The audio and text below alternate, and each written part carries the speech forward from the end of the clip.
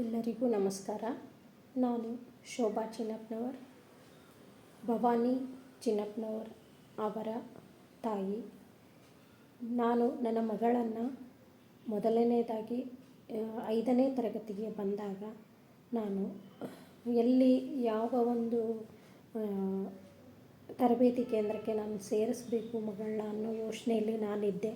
ಆವಾಗ ನಾನು ಕೆಲಸ ಮಾಡೋವಂಥ ಸ್ಥಳದಲ್ಲಿ ನನ್ನ ಗುರುಗಳಾದಂಥ ಸಾಲ್ಮನಿ ಸರ್ ಅನ್ನೋಂಥ ಗುರುಗಳು ನನಗೆ ಏನು ಮಾಡಿದರು ಅಂದರೆ ಸಲಹೆಯನ್ನು ನೀಡಿದರು.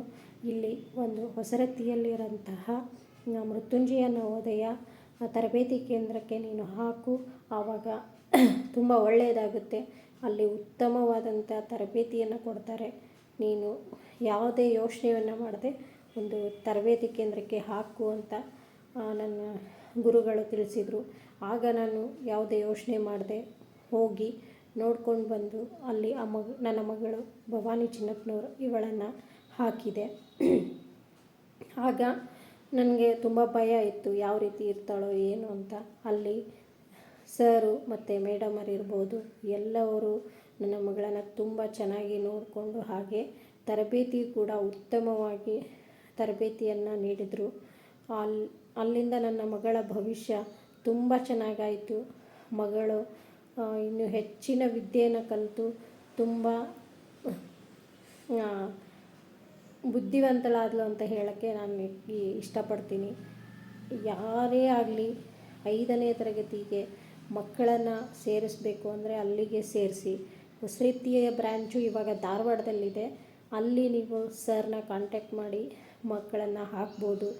ಯಾವುದೇ ಅನುಮಾನ ಇಲ್ಲದೆ ಮಕ್ಕಳನ್ನು ಅಲ್ಲಿ ಹಾಕ್ಬೋದು. ಯಾಕಂದರೆ ಉತ್ತಮವಾದಂಥ ತರಬೇತಿ ಸಿಗುತ್ತೆ, ಹಾಗೆ ಸರ್ವತೋಮುಖ ಬೆಳವಣಿಗೆ ಆಗುತ್ತೆ ಅಂತ ಹೇಳಲಿಕ್ಕೆ ಇಷ್ಟಪಡ್ತೀನಿ.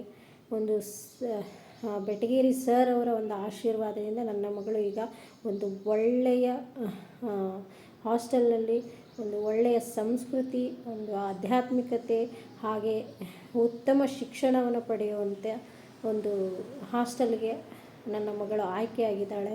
ಅದು ಶ್ರೀ ಸತ್ಯಸಾಯಿ ಗುರುಕುಲ. ಹಾಗೆ ಅವಳದು ನವೋದಯ ಕೂಡ 91% ಆಗಿತ್ತು. ಹಾಗೂ ಮುರಾರ್ಜಿ ಸ್ಕೂಲ್ಗಾಗಿತ್ತು ಮತ್ತು ಸೈನಿಕ್ ಸ್ಕೂಲ್ಗೂ ಕೂಡ ಆಯ್ಕೆಯಾಗಿದ್ಲು. ನಾವು ಹಾಕಿದ್ದು ಸತ್ಯಸಾಯಿ ಸ್ಕೂಲ್ಗೆ.